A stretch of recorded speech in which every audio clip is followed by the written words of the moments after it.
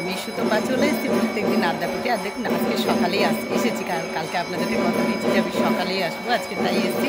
আর এখন দাঁড়িয়ে আছি আদ্যাপীঠে। তো অবশ্যই মামাকে একবার দর্শন করে নিন, জগৎজননীকে। খুব ভালো লাগছে, দেখুন একবার দর্শন করুন। আর আমি দাঁড়িয়ে আছি এখন আদ্যাপীঠে। দেখুন এত সুন্দর আকাশটা লাগছে, মাঝে মাঝে একটু চোখ রাঙানি দিচ্ছে আকাশে মেঘে সূর্যদেব, কিন্তু খুব সুন্দর রোদ আকাশ। আর তার সাথে মা দর্শন করুন জগৎজননীকে। জগৎজননীর দর্শন করে নিন সকলে। আমি দাঁড়িয়ে আছি দক্ষিণেশ্বর আদ্যাপীঠে। আর মাকে যদি না দর্শন করলেন তাহলে কি করলেন সারাদিনে? হ্যাঁ জানি অনেক কাজে কর্মেই সব, কিন্তু কর্মের মাঝেও কিন্তু দরকার এগুলো, জানেন তো। তাই অবশ্যই সকলে দর্শন করুন। খুবই সুন্দর লাগছে জগৎজননীকে, একবার দর্শন করে নিন। কাজ তো আছেই, এগুলো হচ্ছে আমাদের নিজেদের কাজ। এগুলো কোনো প্র্যাকটিক্যাল না, এগুলো কোনো কিছু প্রমাণ করার না, এগুলো একদম নিজের অন্তরের নিজের মননের ব্যাপার। তাই সবার আমাদের প্রত্যেকের একটা মিনিট গেল মানে বয়স হয়ে গেল, তা সেই বয়সে দাঁড়িয়ে আমাদের সবাইকে এই পথটাই নিতে হবে, যার যেমন বয়স হোক। আর আমিও মাঝে মাঝে চেষ্টা করি যে আপনাদের সকলকে দর্শন করাবার। আমার খুব ইচ্ছে যে মহামায়াকে সবাই দেখুন, জগৎজননীকে সকলে দর্শন করুন, জগতের জননী যিনি।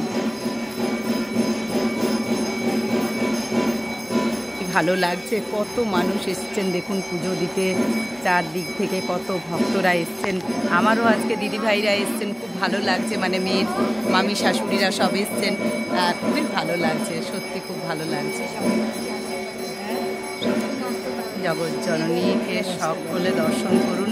কত বয়স্ক মানুষরা সারাক্ষণ দর্শন করেন বসে বসে মাকে, জগৎজননীকে। আদ্যাপীঠ না এলে হয়তো বুঝতেই পারতাম না যে এত ভক্তি, এত সুন্দর জিনিস জীবনে ঘটাতে হয়।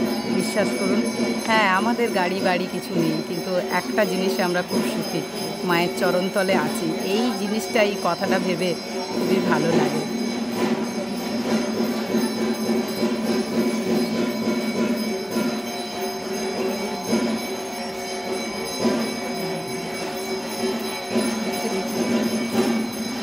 আর আমাদের এই কাজগুলো খুবই ভালো লাগে। সকালবেলা মনে হয় কখন মাকে দেখি, আসতে পারি না, সেটা মায়েরই ইচ্ছা, সব কিছু তো তার ইচ্ছা।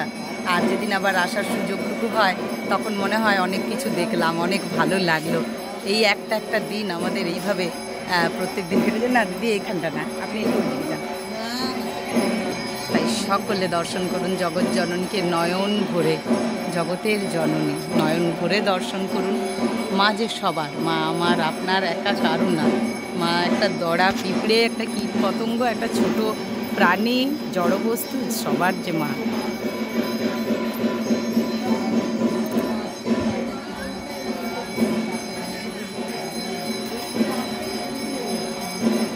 সকলে দর্শন করুন জগৎজননীকে, জগতের জননী যিনি, জগৎজননী।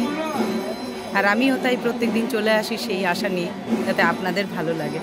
তাই আপনারা সকলে দর্শন করুন, সবাই ভালো থাকুন। মায়ের কাছে একটাই কামনা, সকলে ভালো।